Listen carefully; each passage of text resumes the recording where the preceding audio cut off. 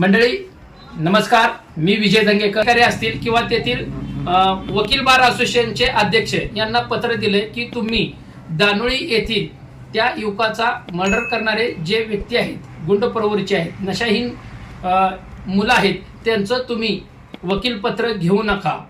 कारण एक चांगला होतकरू दानोळीतला एक व्यक्ती आज नाही आहे आणि ती त्यांच्यामुळे नाही, त्यांनी त्याला पळवून पळवून मारलेला आहे, त्यांना तडपून मारलेला आहे. जर तुम्ही बघितला त्याच्या पोटावर हिथून ते नरड्यापर्यंत सगळं काळं नरडं झालं होतं. असं बऱ्याच जणांचं म्हणणं आहे की त्याला शॉक दिलाय का काय, ते बैलगाड्या शर्यतीमध्ये बैलांना शॉक देतात बघा, तसला आणलं होतं का काय त्यांनी किडनॅप करताना. आणि खरं तर हा किडनॅपिंगचा विषय आहे. आज पोलीस स्टेशनच्या तिथं काही दानोळीकर आले होते, सामाजिक कार्यकर्ते. तिथं वकिलांनी सांगितलं की त्यात किडनॅपिंगचा खंडणीचा जो गुन्हा आहे तो गुन्हाच नाही नोंद झालेला. कसं काय गुन्हा नोंद झाला? एक खंडणीचा गुन्हा नोंद व्हायला पाहिजे, मारायच्या उद्देशाने त्याला किडनॅप केलं, दुसरा त्याचा मर्डर केला, धमकी दिली गेली घरच्यांना आधी तो जिवंत असताना, तुमचा मुलगा आमच्या ताब्यात आहे आणि 25 लाख घेऊन या.